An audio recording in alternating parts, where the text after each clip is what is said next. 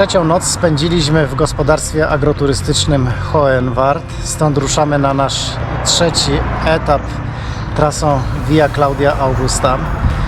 Spodziewamy się dzisiaj więcej pagórku. Przypuszczamy, że płaskie etapy się zakończyły. Z map wynika, że mamy do pokonania sumarycznie ponad 750 metrów przewyższeń, więc na pewno atrakcji nie zabraknie. To ostatni etap w całości prowadzący po Niemczech. Jak dobrze pójdzie, wszystko zgodnie z planem, to jutro prawdopodobnie przekroczymy granicę niemiecko-austriacką.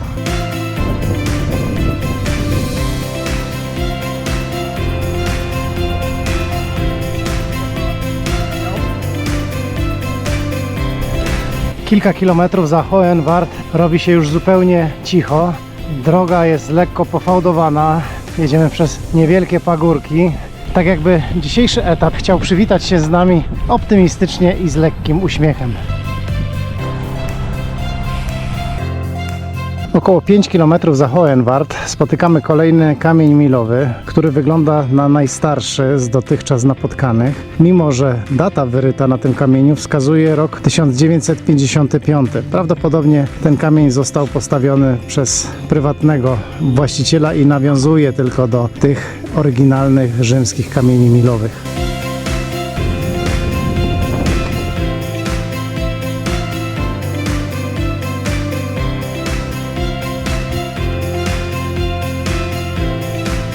Przed nami jeszcze nieco zamglone i trochę zachmurzone wyłaniają się Alpy. To oznacza, że powoli zbliżamy się do największych wyzwań naszej tegorocznej wyprawy.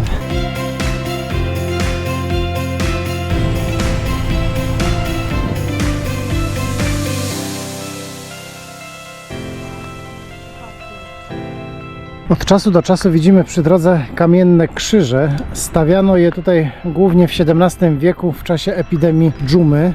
Niektóre z nich miały być formą błagania o łaski, a w niektórych miejscach chowano ludzi, dla których już nie starczało miejsca na cmentarzach przykościelnych i przyparafialnych.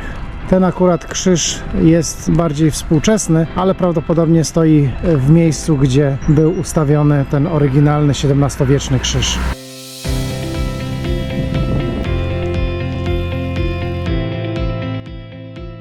Bazylika w Altenstadt to wyjątkowe miejsce. Taki ocalały skrawek średniowiecza. Podczas gdy wiele kościołów w Niemczech przebudowano na barokową modłę, tutaj czas jakby się zatrzymał. Na ścianach wciąż widać romańskie freski sprzed 800 lat, ale chyba największe wrażenie robi ogromny, ponad 3-metrowy krzyż zawieszony nad prezbiterium, a zwany Wielkim Bogiem z Altenstadt.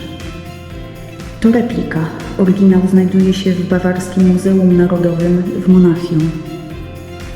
Wnętrze kryje też inny prawdziwy skarb.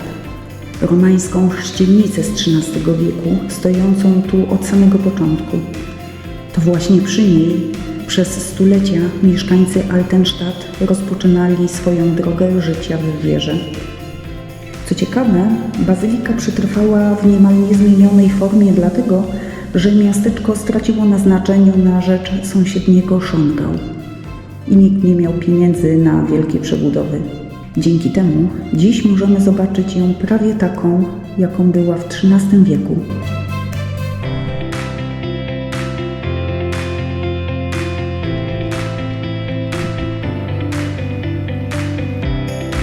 Wjeżdżamy do miasteczka Schongau, gdzie planujemy na chwilę zatrzymać się, pospacerować w nim, chwilę odpocząć, a także zwiedzić kilka ciekawych miejsc.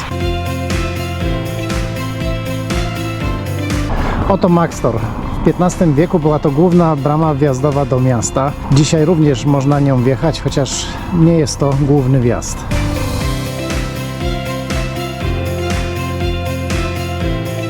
W Schongau spotkaliśmy się z miejską legendą. Mieszkańcy opowiadają o tak zwanym zaklętym piwniczym dziecku, duchu chłopca, który zginął pod zawaloną piwnicą i od tamtej pory podobno płacze w nocy w okolicach rynku, gdzie się znajdujemy. A kiedy ten płacz pojawi się 3 noce z rzędu, szykuje się powódź albo pożar.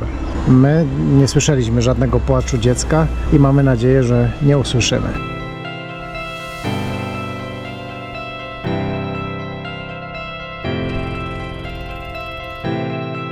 Polizeiturm. Tą bramą można było przejść po zamknięciu bram głównych miasta po zmroku.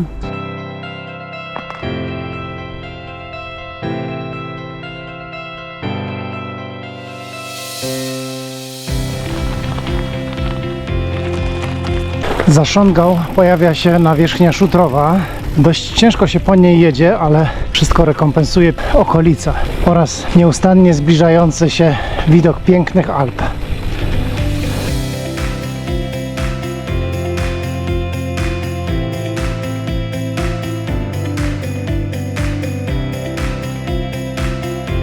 Za Schongau kolejny słup milowy wskazujący, że wciąż trzymamy się właściwej trasy.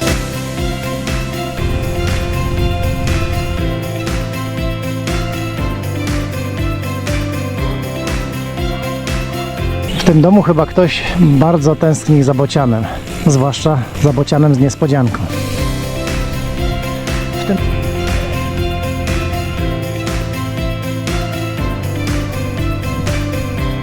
A tutaj obrazek niczym z kultowej tapety Windows XP.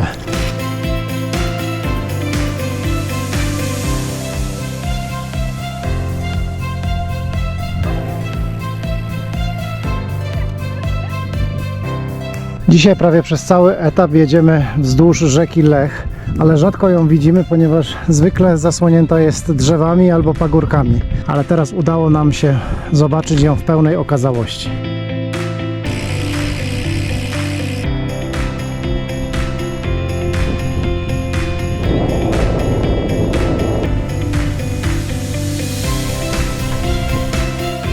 Tam dość daleko od drogi dojrzeliśmy kolejny kamień milowy, ale żeby zbliżyć się do niego trzeba podejść 100-150 metrów albo podjechać. Nie wiem, czy nam się chce, ale już widzę, że nam się chce.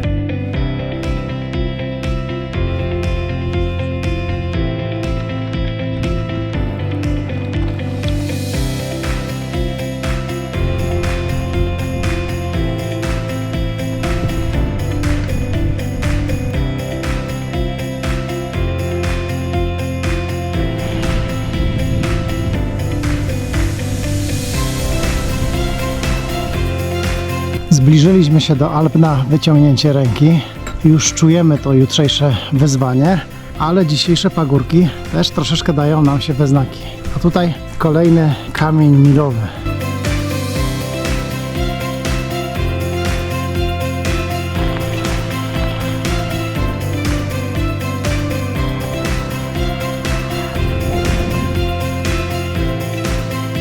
Dziesięć kilometrów przed Füssen spotykamy kamiennego smoka. Podobno żył tutaj kiedyś prawdziwy smok i to całkiem niedawno, bo w XV wieku i chronił to miejsce przed niepowołanymi gośćmi.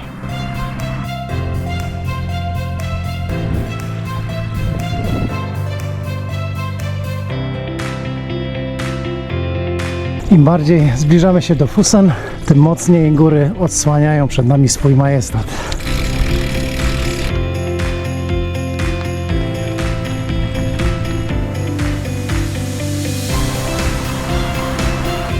Wjeżdżamy do Füssen, miejsca, gdzie zasadniczo kończy się niemiecka część Via Claudia Augusta.